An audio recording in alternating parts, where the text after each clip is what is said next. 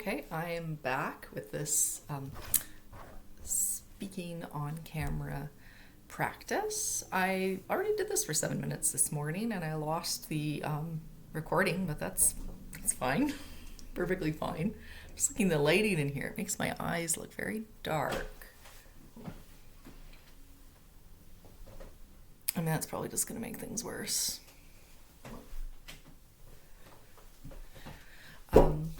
Yeah, I'd like to maybe get a better camera and a better setup. I mean, I like having online conversations, and I mean, this is the direction I'm headed in. I was talking, anyways, what I want to talk about. I went for a walk after lunch with baby June, and I was thinking about some things.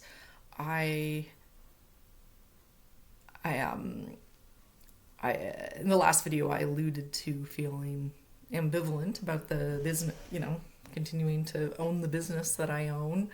I'm able to, often when presented with, just answering emails or doing paperwork or even thinking about certain projects to improve the business, I'm able to kind of get absorbed and, get into that, get the work done, do it, create something new. I'm able to get into that state of mind. It's not like every minute I spend writing emails is torture. Like once I'm in it, it's really actually not that unpleasant at all, and it can be a lot of fun and not fun, but satisfying.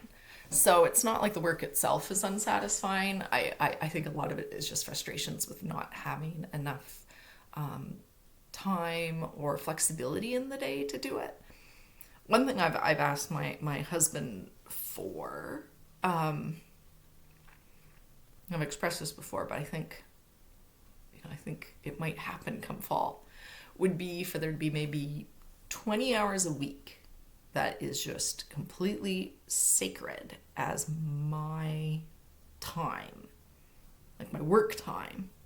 Maybe I'd do a few non-work related things during that time. But the main point was that I would have 20 hours a week, which is actually my designated workday time. Maybe it's like 5 hours a day, 4 times a week.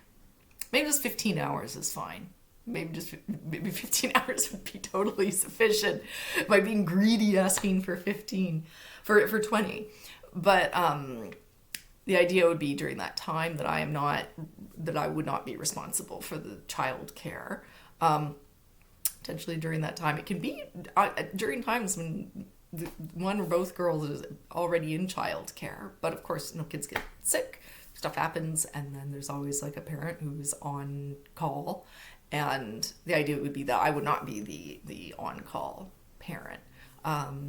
If my older daughter is out of nursery school with a cold for a week, it just means during that week I'm just doing my work and looking after her and looking after a baby at the same time.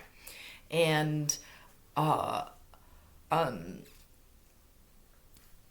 just figuring out, try to chip away at doing the work in the various little windows of time, whether it's 5 minutes here, 20 minutes there, maybe an hour or an hour and a half while they're napping.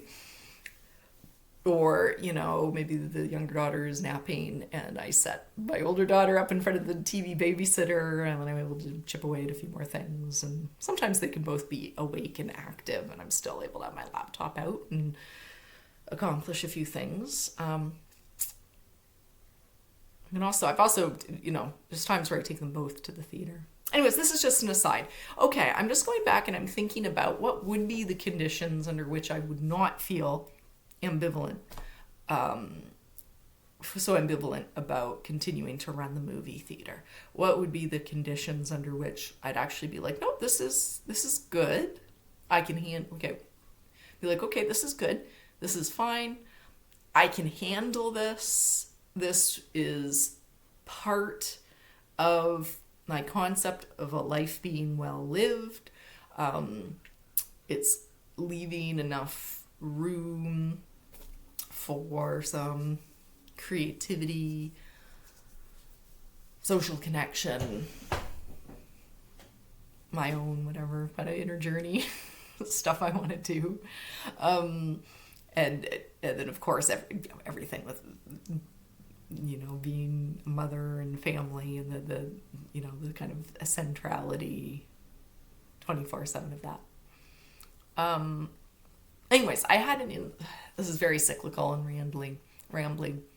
So in terms of like, what is it that I'm really chafing at? So part of it is just not having a designated working hours. But if I designated working hours that were somewhat predictable and respected, that I think that would make a big difference. And I guess come May, actually a young woman who's helped us in previous summer, she's going to be able to help with the girls, and that's going to, that's going to be a real help, and be a big real help with the move too, moving to the new place.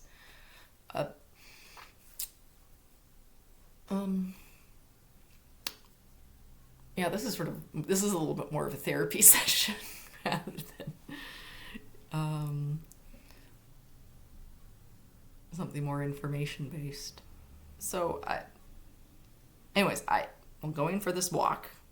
I was thinking that another thing that I chafe at in terms of being responsible for this business is that I occupy this role of business owner in the community. I've already kind of stepped back from being so visible in that role. And I feel like my social identity is not as intimately tied to that as it used to be. And I like that. That's a good thing. Although at the same time, it means that I can hold it at arm's length and feel ambivalent about it and think about just cutting it loose.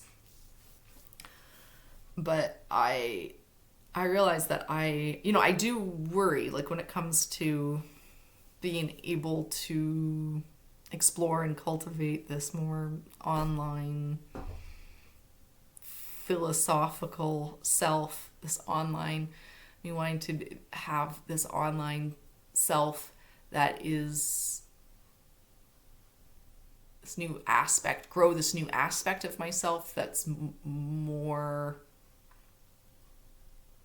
has more integrity, is more connected in relation to what goes on inside my mind. I worry about just to what extent can I really be myself online while I am responsible for this business, have a very small but still kind of quasi-public image. I'm like, I see on the local subreddit, small business owners who have the wrong attitude about COVID getting, having their postings on Twitter or Facebook kind of screen captured and then being dragged out in the public square, getting named and shamed. I don't know. So say if I am like, I have these worries, like even with this video, I just have some worry about someone who I know in the real world kind of coming across this and having just some kind of negative judgment. And I don't think I'm really actually saying or doing anything that's so provocative. I don't know. I just don't want anyone to think badly of me, or even just to be like, "Oh, cringe! This is painful that this nearly 40-year-old woman is monologuing on YouTube." I guess I just imagine someone who I kind of know or is in social proximity to me watching and just having some kind of judgment. And it's good. Now that when I articulate this, it makes me think like, really, would there really be any negative, would there honestly be any kind of negative local consequences or consequences for the business with me just doing my thing online? I mean, it is actually kind of hard for me to think about a realistic and plausible scenario. And it's one thing to, name and shame somebody for having the wrong opinion about COVID, where it's a matter of public health, when it's a matter of a business person creating a space, creating this sort of public space where people are sharing it and sharing the same air and breathing it. Yeah, of course, people who are, concerned about the life or death matter of it, they'll be calling people out. But yeah, in terms of anyone playing police officer, if I express something that seems kind of politically incorrect, it is actually harder for me to think of a plausible scenario. And if somebody comes across this and thinks just sort of like cringe, and that's just their private thought or impression, well, I need to live, that really is something I need to get over. And perhaps even if I can test those, actually kind of generally actually test those waters and allow myself to be cringy, that would be, that definitely seems like a personal frontier and if I want to grow as a person, that would be low-hanging fruit in that direction. To risk being cringy. I'm just thinking of like Peter Lindbergh's daily Substack from a few years ago. I wonder if he still or if he still publishes to it. And how that definitely was very much risking being cringe, and it was exciting. And sometimes I wasn't reading it in in a very sympathetic way, even though I really like him as a person. In terms of what I've gleaned of him, I still was cringing like crazy, and but anyways, obviously it's a frontier for me to make more risks in that front. And in terms of actually doing or saying something cringy, I guess I could unpack that a bit more.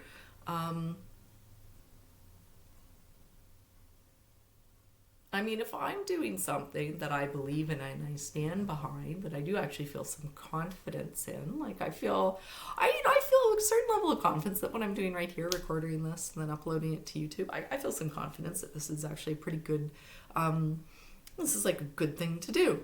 And I certainly I don't think I would judge. No, I stand behind, I stand behind what I'm doing here. I think this is fine.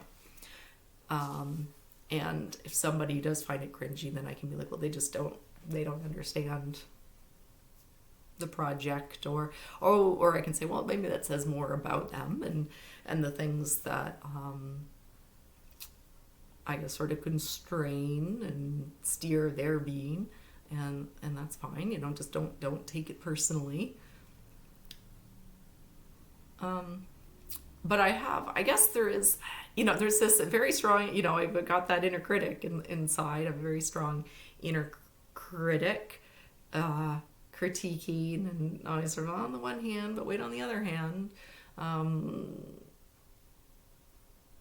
look at things in one light, in positive light, and then I'll twist them, look at the shadow or the more negative light. I'm always kind of twisting things and finding the angles that aren't so hot, or taking something that everybody thinks is crap and trying to twist it again to find the angles that are actually kind of good, or might be good. Just exploring whether there can be is there something here? Is there something to be redeemed or brought back into fashion, or renovated or fixed up, metaphorically speaking or literally speaking.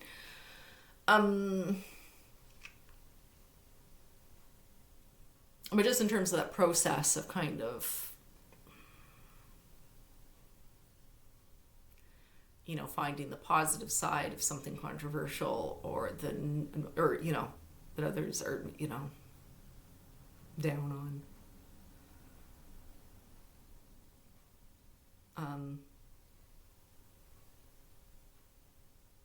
When looking at things from these different views, you're always sort of for a moment taking a particular stance in relation to a subject matter, taking a particular position or stance. And I guess the thing that I kind of cringe at retroactively is when I see, I look back at things that maybe I have shared online, or opinions that I've expressed, or stances that I've occupied. Often I'll look back at it and just judge it negatively, or think, just see maybe the something kind of naive or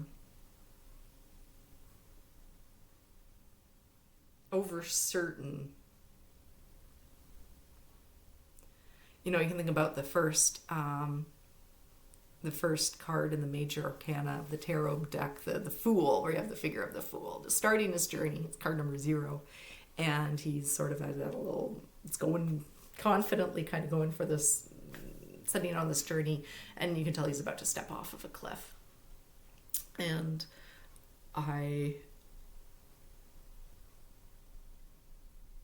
I guess maybe it's sort of in you look back at yourself and maybe you see the times where maybe you're about to step off a cliff, or you did step off a cliff, or or you just maybe too attached to a particular stance and being blindsided to what was on the other side. The cringing, I guess, often, but even the cringing, it's like fundamentally to cringe is like it is not quintessentially, it is like, in terms of some kind of like adolescence, like if you think of some kind of adolescent development, or in terms of just that kind of like harsh sort of judgment of the naive, it's like I think something that happens like in a very particular band of a life's journey. I mean, babies and toddlers and even preschoolers aren't quite doing that to others or to each other. I think there's just probably some kind of age socially where you start saying, oh, that's for babies, where the young child is differentiating themselves from babies or kids younger than them and saying, oh, that's for babies. And you still watch Barney the Dinosaur or Sesame Street or Bob the Builder. That is embarrassing, because that show is for babies and I am a big girl. like that attitude. And the thing is, and then I find it so charming to see in kids, but that kind of attitude or stance, it's also one that many, through teenagehood or adolescence, or even as an adult, there's various dimensions of the life journey where you are basically saying, oh, that's for babies and I'm a big boy or girl. You're just using more adult language for it. And particularly adolescents, teenagers, are just doing that. Just in terms of looking around and holding themselves and others to new standards, and needing to do this sort of negative suppression, social control, whatever, to, get everyone to kind of adhere around more elevated norms. And I guess I'll look back at things that I've done and I'll be like, oh, that just seems like so foolish, or just this like overconfident baby, naive thing. So that's cringy. But then when I'm being judgy around that kind of thing, like I think of my own judgments of, someone else. When I think of it just me taking that judgment pose, that also later on I can look back at that and be like, oh, that was so like adolescent. Why was I being so like judgy? I'm not, when I look at my, when you're a parent and you're looking at your own kids, you're not judging or cringing or being like, oh, that's for babies. And you're a big, well, I guess maybe you do that, but you're not like feeling embarrassed. I don't know. Well, I guess we'll see. I'll see when the girls are a bit older. See what, whether I'm feeling these, how that comes up. But even when I find myself being too judgy or critical, that that can seem, sort of adolescent or immature, and then just that striving. Yeah, I'm just thinking about that sort of striving for maturity, striving for mastery, the sort of that ambition of wanting to do something good or be wise or powerful, or it's that striving and reaching. I'm in definitely still in that phase of my life. Like I would like to, I would like to be able to be, somebody who's articulate and insightful, who shows up online. And I'm glad actually I don't have any kind of fantasies about having an audience of any particular size. I mean, I'd want a few people. I mean, obviously I'd want whatever I'm doing to be of some meaning or value to a few people. And I would like to be making my own little contribution to the, collective consciousness, hive mind, like this, making my little contribution to all of this thing, and having my contribution perhaps even live on after I die. It's just participating in this, the internet, which I have which I'm just kind of wedded to anyways, at least as a consumer.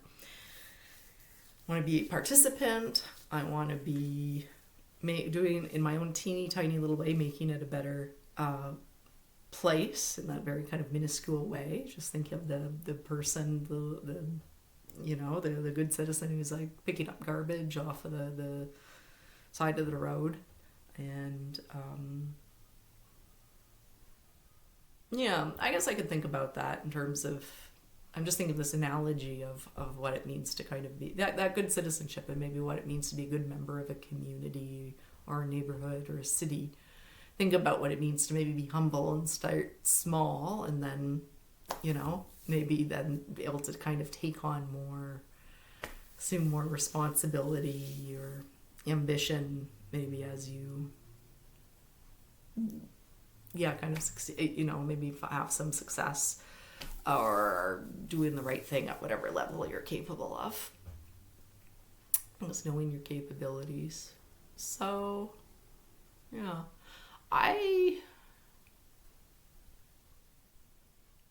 this is very much like take two. Like 2022, this is very much take two of, being a citizen of the internet, whereas by take one was like in 2019, and I was very involved with kind of like Game Bee and the sense making web. This is take two, and I guess in terms of doing it with a little bit more maturity and experience, and thinking about how things dead ended with take one. I guess maybe being a bit more patient, being aware of my capacities and limitations, having the right kind of not worrying what other people think. I mean, that would be a great like conversation to have, I think, to think about what's the right kind and wrong kind.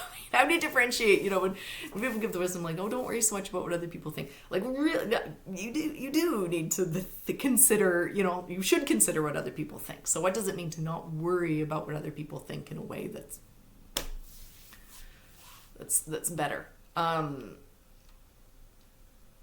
Anyways, so not worry about what other people think, and of course maintaining that awareness that you're not the center of the, maybe you're the center of your own world, but you are not the center of the world for anyone else, and that humility. Yeah, so in terms of humble, virtue of humility, being humble, I think it can take many forms. I'm allergic to a certain kind of false humility.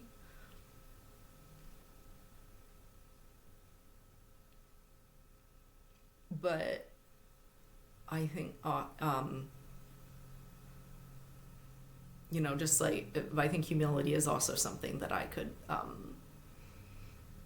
would be a fine virtue to cultivate, just as, patience is, too, like patience is a virtue that I'm learning to cultivate in terms of being married and having kids, and just that longer, now having these projects which just have this, it's totally a longer time horizon, and that, yeah, just these sort of deeper, longer term commitments.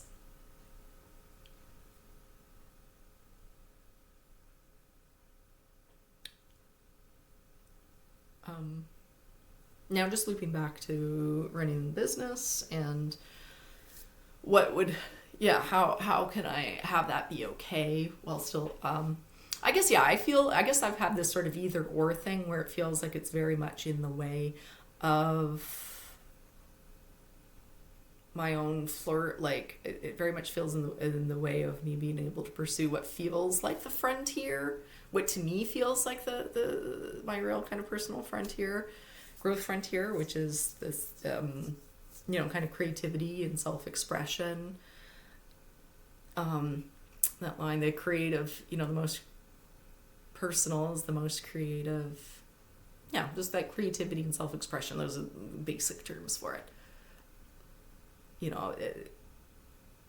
Those frontiers where I feel like very, like, kind of been very kind of repressed and thwarted and blocked.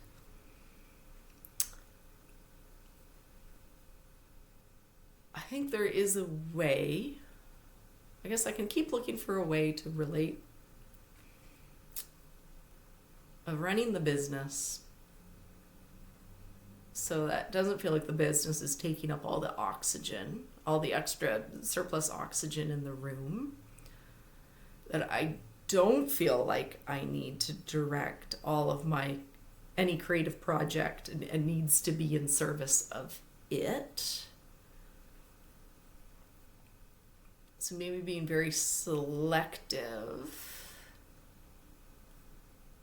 of what my creative projects and my projects in general are there.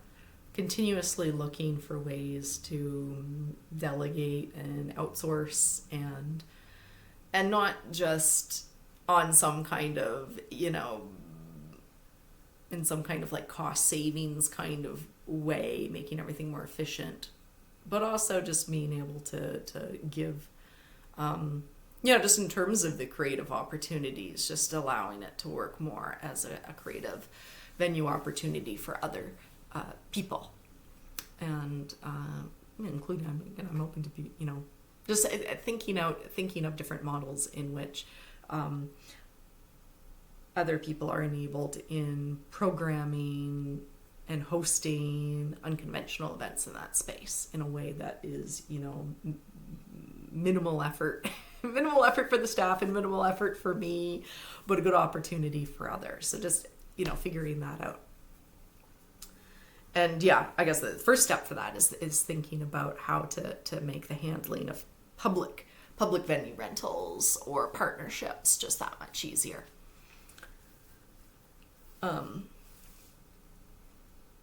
And also, I think if me really making my role in the theater even less visible, I was thinking about this on my walk, of just really kind of further de-emphasizing my name from things on the website. I guess I've long believed, I've put myself a little bit more central because I felt like that has been good for the brand of the theater, to know like, oh, this business is run by a real person with a real point of view. This is something that differentiates us from the Cineplex, something that Cineplex is just not really capable of projecting. Like, people like it. I'm sure I have my own,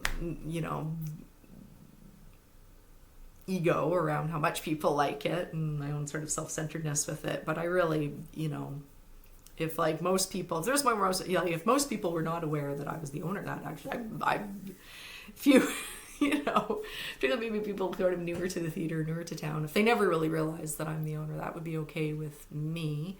And so that could be having really, and I thought, in terms of maybe even when the girls are a bit more independent, and even when I have more time to be at the theater, just not me not taking the stage or doing as much kind of public speaking or worrying about hosting. And yeah, really focusing about developing hosting opportunities for other people rather than being like, oh, this series idea is such a great idea. It needs to happen. No one else is doing it, so I guess I'm going to do it. Like, just don't, just try to not have that attitude and say, and just when it comes to those things, really being more clear about like, what is really actually mine to do, and thinking, well, even if this is a great idea, no one else is picking up on it. I don't feel like it necessarily needs to be mine to do, then just not, maybe it just doesn't happen. So yes, being a bit more sort of selective in terms of my creative inspirations and how I go about following up on them. And there is something to be said too for when you're actually able to combine kind of 10 projects all at once. And I did have this, I think, pretty good insight the other day, thinking about how to get audiences to return to the movie theater. Thought, well, we did this big physical renovation a few years ago. I could think of myself as maybe next we're going to do a big online reno in terms of the theater's, theater's web presence, doing a major kind of renovation and rethink of it, and almost sort of thinking of ourselves as sort of like an e-commerce. More in the way, it was a space of sort of e-commerce and thinking that really it's like we are kind of selling the product, like we're it's really online when people are making this commitment to go see the movie. We're selling them, they're it's not like they're going into the store and they look around and maybe they buy something. Like people, they're sold on the movie while they're still in the digital space. It's a little bit like buying something on Amazon and then it arrives at your doorstep. It's like you're online, you commit to see the movie, and then when the showtime rolls around, then you go pick it up in a way. So yeah, and I like that. I think that's that makes me a bit more excited about what feels like the necessary work of having to market our movies better.